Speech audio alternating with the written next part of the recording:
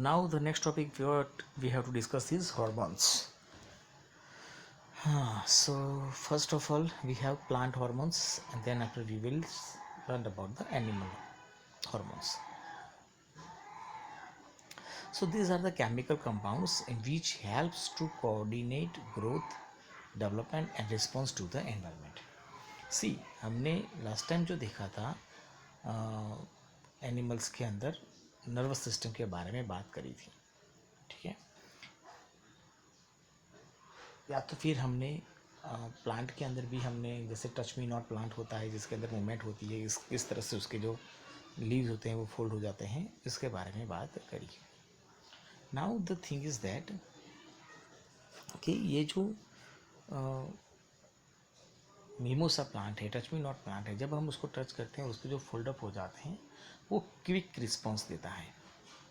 मतलब हमारे पास ये जो रिस्पॉन्सेस हैं उसमें कुछ ऐसे हैं जो क्विक रिस्पॉन्स होंगे, जल्दी से उसको रिस्पॉन्ड करते हैं, और कुछ ऐसे भी हैं जिनमें टाइम लगता है। जैसे अगर आप देखो कि भाई सनफ्लावर है तो जो लाइट को वो फॉलो करता है, मतलब उसको जो सेंस करता है, उसकी जो मूवमेंट होती है तो पूरा दिन लेती है उसकी मूवमेंट करने में। तो इस तरह से अगर आप देखें कि ये जो रिस्पॉन्स हैं वो अलग अलग टाइम पे अलग अलग जगह पे होते हैं। तो यहाँ पर एक चीज़ जो नोट करने लायक है कि ये क्विक रिस्पॉन्स के लिए हमें इलेक्ट्रिकल इम्पल्स की ज़रूरत होती है। मतलब इलेक्ट्रिकल इम्पल्स जनरेट होते हैं जो क्विक रिस्पॉन्स को कंप्लीट करते हैं। लेकिन यहाँ पर क्विक रिस्पॉन्स की या तो ये जो इलेक्ट्रिकल इम्पल्स हैं उसकी कुछ लिमिटेशंस हैं। नंबर वन इज़ कि this electrical impulse is applicable और it is worthy at that time when the cell is connected with these neurons। मतलब कि अगर कोई बॉडी का पार्ट, अगर कोई टिश्यू, अगर कोई सेल नर्व सिस्टम से कनेक्टेड नहीं है तो वहाँ पर इलेक्ट्रिकल इम्पल्स का ट्रांसमिशन नहीं होगा। सेकंड थिंग ये है कि एक बार इलेक्ट्रिकल इम्पल्स जनरेट होने के बाद उस मैकेनिज्म को दूसरी बार इलेक्ट्रिकल इम्पल्स भेजने के लिए अपने आप को रीसेट करना पड़ता है। मतलब कि एक के बाद एक तुरंत वो इलेक्ट्रिकल इम्पल्स को सेंड नहीं कर सकते हैं, इन बिटवीन वो थोड़ा समय, थोड़ा टाइम लेते हैं। तो ये दो लिमिटेशंस हैं। हाँ, हालांकि ये दोनों लिमिटेशन के बावजूद वो काम तो अच्छी तरह से करते हैं, लेकिन फिर भी ये we have this two limitations.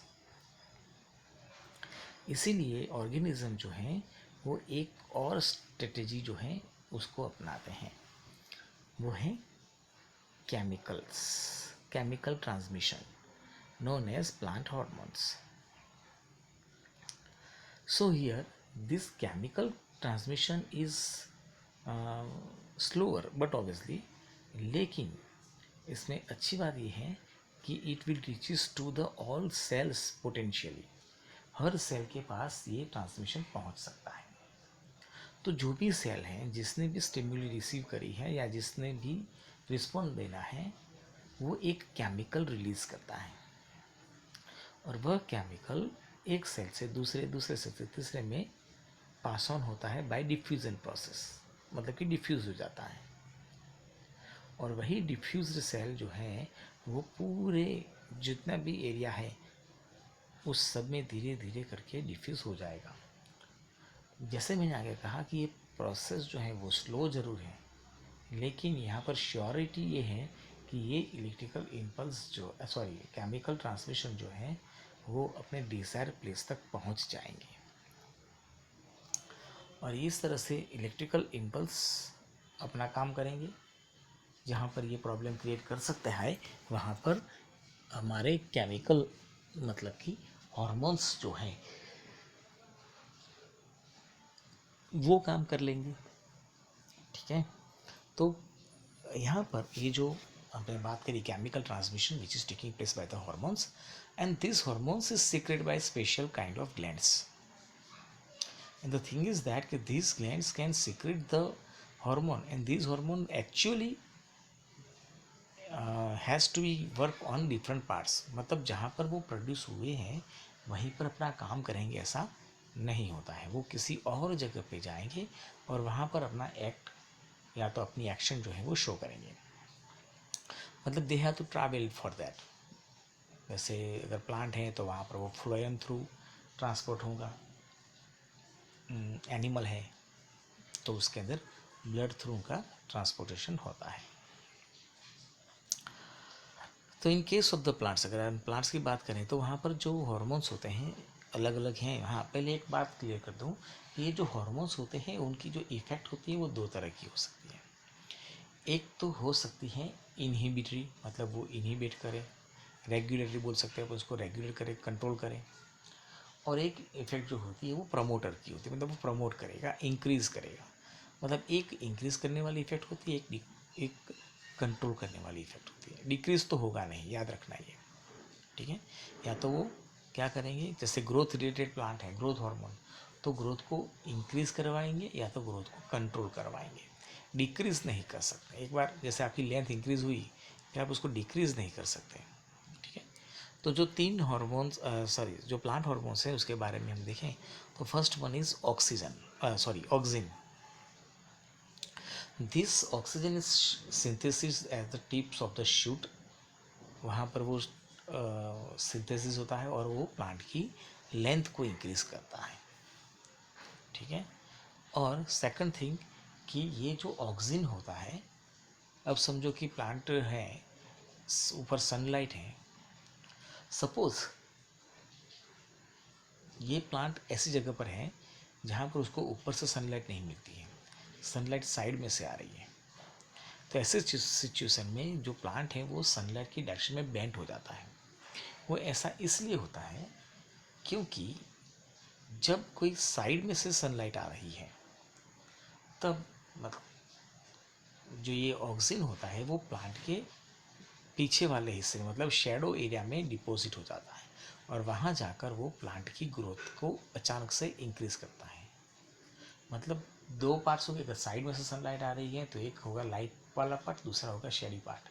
Shady part की लेंथ इंक्रीज हो जाने की वजह से जो लाइट वाले पार्ट हैं वहाँ उस साइड में वो बेंट हो जाता है और इस तरह से प्लांट जो है उसकी जो स्टेम है वो बेंट हो जाती है. So it helps in the phototropism, मतलब कि more growth of the cell towards the light. तो ये था ऑक्सीजन. ऑक्सीजन का काम क्या है, तो ग्रोथ को, लेंथ को इंक्रीज करवाता है. सेकंड है बच्चों gibberellin. It is also helps in the growth of the stem. And cytokinin it also, क्योंकि it promotes the cell division. Cell division होगा तो ग्रोथ होगा. मतलब ये तीनों हार्मोन्स जो हैं ऑक्सीजन, जिब्रेलिन एंड साइटोकाइनिन, वो ग्रोथ रिलेटेड होते हैं, वो ग्रोथ को इंक्रीज करवाते हैं. लेकिन ऐसा कंटिन्यूसली नहीं होता है. जैसे अगर आप देखें को हमारे पास प्लांट होते हैं जिनकी हाइट बहुत ज़्यादा होती है, लेकिन अर्थ के ऊपर कुछ ऐसे भी प्लांट्स हैं कुछ हजारों साल पुराने हैं, और अगर इसी तरह से ग्रोथ इंक्रीज होती रही तो माउंट एवरेस्ट से भी ऊपर हो जाते हैं. लेकिन ऐसा होता नहीं है क्योंकि कुछ और ऐसे हार्मोन हैं जैसा कि एब्सिसिक एसिड. तो ये क्या करता है, ग्रोथ को इनहिबिट करता है, रोकता है. साथ ही में दूसरा इसका काम है विल्टिंग ऑफ लीव्स. मतलब आप लीफ देखो तो वो परमानेंट नहीं होते हैं, धीरे धीरे धीरे लीफ जो है वो येलो कलर का होके प्लांट से डिटेच हो जाता है. तो वो एब्सिसिक एसिड की प्रेजेंस है. तो हमें यहाँ पर हमारे कोर्स में 4 हार्मोन्स दिए गए हैं. ऑक्सीजन, जिब्रेलिन, साइटोकाइनिन, ये तीनों ग्रोथ को प्रमोट करते हैं, इंक्रीज करते हैं. वेयर एज एब्सिसिक एसिड जो है वो ग्रोथ को इनहिबिट करने में हेल्प करता है, ग्रोथ को रोकने में हेल्प करता है.